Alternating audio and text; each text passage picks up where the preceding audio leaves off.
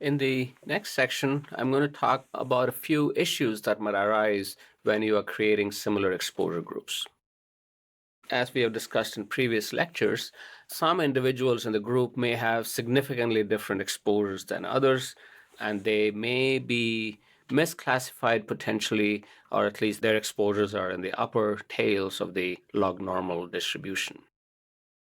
And so the question naturally arises, how homogeneous do SEGs need to be?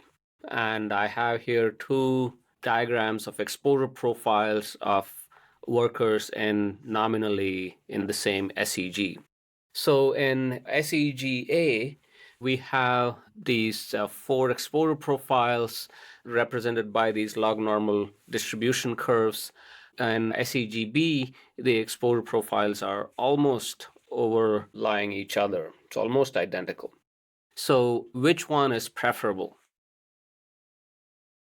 And the answer is that, well, how homogeneous do we need to be in our SEG depends on the goals of the exposure assessment and the extent of risk posed by exposure misclassification and any other needs of the industrial hygiene program at the time. So if we are interested in compliance monitoring versus IH program prioritization versus epidemiology as we go down the list, there is an increasing need for homogeneity in all SEGs. So that gives you a part of the answer. The second part is actually more important from an exposure management perspective. So here we have, the first scenario where we have the different workers having somewhat different exposure profiles. Now, it doesn't matter too much if all of the exposure profiles are much, much less compared to the occupational exposure limit. And so the extent of risk posed by misclassification is low. And so even if the workers may be different from each other, they are all similar because their exposures are much, much less compared to the exposure limit. And in this case, it's okay to have some degree of heterogeneity. And the same thing is true when the exposures are all different but well above the exposure limit. And again, here, the extent of risk posed by misclassification is low. In contrast, now we have a scenario where the exposures are different between the workers, but the occupational exposure limit is in the ballpark of these exposure profiles. So while two of the workers' exposure profiles have tails that are, well, much less than the exposure limit, two other workers have exposure profiles where there's a significant amount that is greater than the exposure limit. And so these two workers are at a higher risk than the other two workers. And so there is a risk of misclassification that is high in this kind of scenario.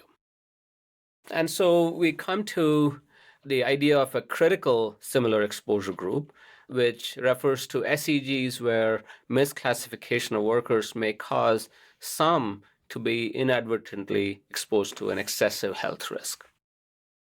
And one idea that has been proposed is that if your exposure profiles are between 10% of the exposure limit and 100% of the exposure limit, that region is called the critical SEG. If you are above the OEL, then you are not a critical SEG because the risk due to exposure misclassification is low. And likewise, when your exposure profiles are less than 10% of the OEL, again, the risk due to misclassification is very low. It's in this middle region that exposure misclassification risk is potentially high. And so we can propose the use of a combined approach where we combine the observational and sampling approaches both. And we use the observational approach because it's less expensive and use this approach as a default. And it allows for a feasible implementation of a comprehensive exposure management process. And we use the sampling approach for two purposes. One is to verify the observational approach and further refine SEGs if needed, and also use for those critical SEGs where there may be severe consequences if we have misclassification. When we create an SEG, ideally we would like this SEG to be valid for as long as we possibly can. So, how long can we maintain a particular SEG? It is going to be less difficult with routine operations that are characterized by stable operations and processes and personnel. So, again, going back to that mining example from earlier, nickel mining or iron mining, most of these things haven't changed too much in the last 100 years.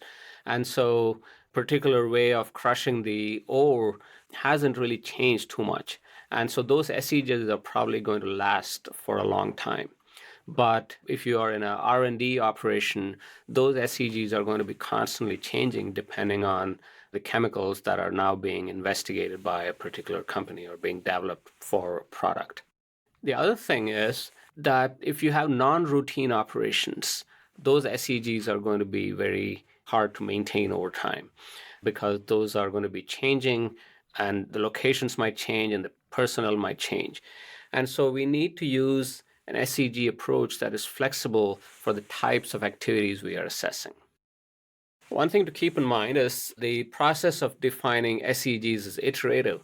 And so it's very likely that you might incorrectly define some of your SEGs initially, but since it's iterative, we can sort of catch our mistakes in the next round and make sure that we get it right the next time. And so we need to make sure that our system allows us to easily update SEGs. So where are SEGs hard to find? So here, some of the places where it's going to be difficult to define an SEG are like batch-oriented processes or tasks that are dependent on worker factors. And finally, non-routine operations like R&D, for example, or if you have a group of workers who do hazardous waste cleanup, those workers are constantly going to new sites where there might be a spill of hazardous waste, and every time it's going to be a new set of chemicals they're going to clean up. And so that kind of an exposure grouping is going to be very difficult. The third type of SEG is the maintenance and repair. Again, these workers are moving from one location to another as part of their job routinely. And so they are in a variety of exposure scenarios, and their exposures have the greatest amount of variability and the greatest diversity of exposures, meaning the types of chemicals, physical, and biological exposures are going to be very different.